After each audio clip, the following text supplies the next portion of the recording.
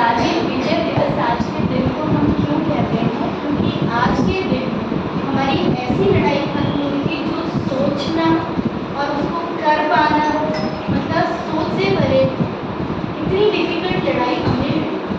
बेटा फरवरी 98 में भारत और पाकिस्तान के बीच में, उस टाइम भारत के प्राइम मिनिस्टर कौन थे? मिस्टर अटल बिहारी वाजपेयी, ठीक है, और पाकिस्तान के कौन थे? मिस्टर परवेज मुशर्रफ। तो उन दोनों के बीच में कुछ बातें हुई। लाहौर के लिए आप लोगों ने सुना भी होगा, लाहौर से भारत के लिए एक बस सेवा शुरू की गई थी, है ना? तो उसके लिए कुछ बातें तय हुई और वो लाहौर बस सेवा शुरू भी की गई थी। उसके बाद में ये फरवरी 1998 की बात, फरवरी 1999 में कुछ चीज़ें ऐसी हुई, कुछ ऐसी घटनाएं हुई कि इसको बंद करना पड़ा, ठीक है।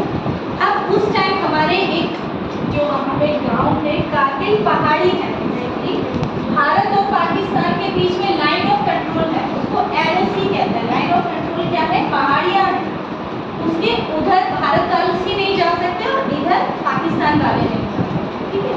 तो LOC को अगर बात करते हैं दोनों देशों में से कोई भी, तो वो वार की निशानी। अब हमारे यहाँ पे जो गाय चराए थे, उन्होंने वहाँ पे जब जाते थे अपने जो भी पशु है उनको लेते, तो उन्होंने पहाड़ी में हलचल देखी कारगिल वैली में, क्योंकि जैसे ही सर्दी बहुत होती है, सर्दी में 70,000 मीटर की जो फीट की ऊंचाई है वहाँ पे हड्डियाँ गल जाती, ठीक है, इतनी ऊंचाई पे। तो वहाँ पे जैसी विंटर्स होती है तो कोई भी वहाँ पे होता नहीं, आप समझ लो फरवरी के दिन है तो कहाँ होगा वहाँ। और वहाँ पे धीरे धीरे कुछ हलचल नोटिस की गई और वहाँ से हमारी भारतीय सेना में कुछ आक्रमण भी हुए, लेकिन इतनी ऊंचाई है तो वहाँ पे बर्फ के दिनों में, सर्दियों के दिनों में सेनाएं वहाँ से दोनों तरफ की हटा ले जाती, ठीक है। लेकिन गांव वालों ने हलचल नोटिस की वहाँ पे कि वहाँ पे हलचल हो रही है और वो सोल्जर जो है जिस हिसाब से रह रहे हैं वो इंडिया की नहीं है। तो भारतीय सेना को इंफॉर्मेशन मिली, धीरे धीरे उसका पता लगाया गया और पता लगाने के बाद 10th में 99 को हमने युद्ध शुरू कर दिया। अब वो युद्ध 3 तरह से हुआ, क्योंकि इतनी ऊंचाई पे है तो हमारे सोल्जर्स के पास 2 ऑप्शन है कि 17,000 मीटर ऊंचाई पे चढ़ने के लिए अब वहाँ पे कोई होगा तो नहीं जो उनकी मदद करेगा, वहाँ पे कोई खाना बना के रेडी नहीं रखेगा उनके लिए। तो जब इतनी दूर 22-24 घंटे पहुँचने में उनको लगेंगे इतनी ऊंचाई पे, वहाँ पे जाके वो करेंगे क्या? ना खाना होगा ना पानी। तो या तो सोल्जर्स अपना खाना ले जा सकते थे, अपने ऊपर लाद के लेके जाएंगे, वहाँ पे कोई बस नहीं जा सकती क्योंकि ऊंचाई है, वैली है। तो या तो खाना ले जा सकते हैं या हथियार।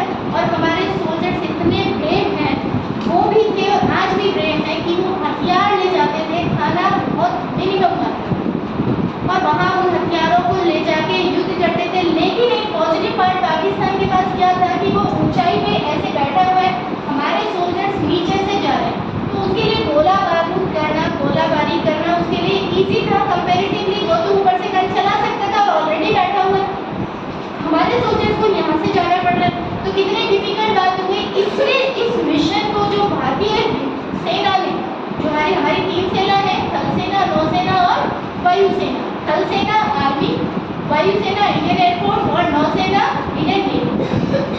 तो जो थल सेना में जो लड़ाई लड़ी उसको दिया गया था ऑपरेशन विजय नाम, ठीक है।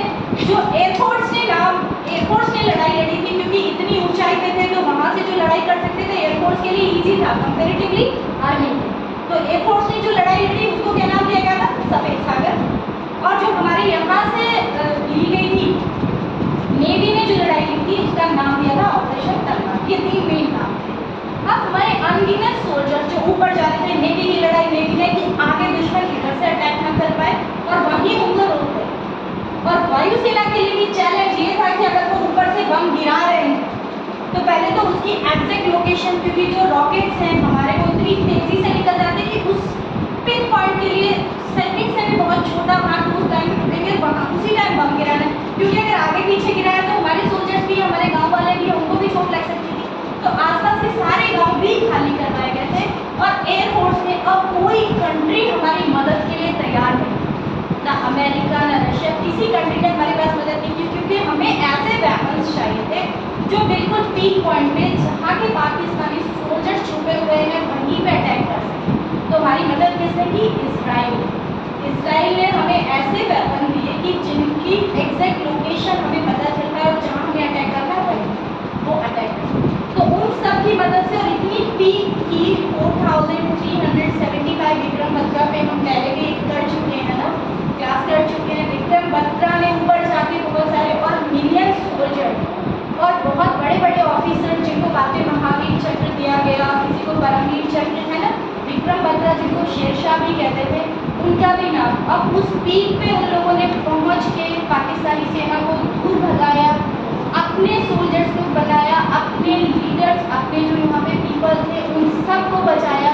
तो ऐसे अनगिनत सोल्जर्स को ये वॉर खत्म कब हुई थी? स्टार्ट कब हुई थी? 10 में 99 को, और स्टार्ट कब हुई थी? 10 में 99 को, और खत्म कब हुई थी? आज के दिन 26 जुलाई 1990। ठीक है, तो 26 ईयर्स कंप्लीट हो चुके हैं इसको। तो आज हम उन सब शहीदों को बहुत बहुत शत नमन करते हैं जिनकी वजह से आज हम इस आज़ाद भारत में सांस ले रहे हैं। क्योंकि सोचिए, और पाकिस्तान का मेन मोटिव क्या था बेटा? जो लद्दाख के साथ है NH1 जो रास्ता जा रहा है, NH1 जो नेशनल हाईवे है, पाकिस्तान का मेन मोटिव क्या था? उसको कैप्चर कर लेना। क्योंकि हमारे भारत का जम्मू कश्मीर का कुछ पार्ट जो है भारत में है, कुछ पाकिस्तान में है।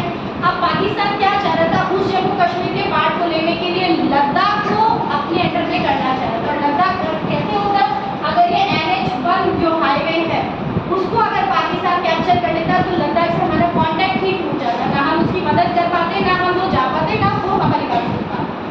तो उनका मेन मोटिव ये था। तो इन सब चीज़ों को नाकामयाब किया इंडियन नेवी ने, और उन सबको हमारा शत शत नमन है जिनकी वजह से आज हम स्वस्थ और आज़ाद भारत में सांस ले पा रहे हैं, है ना। जय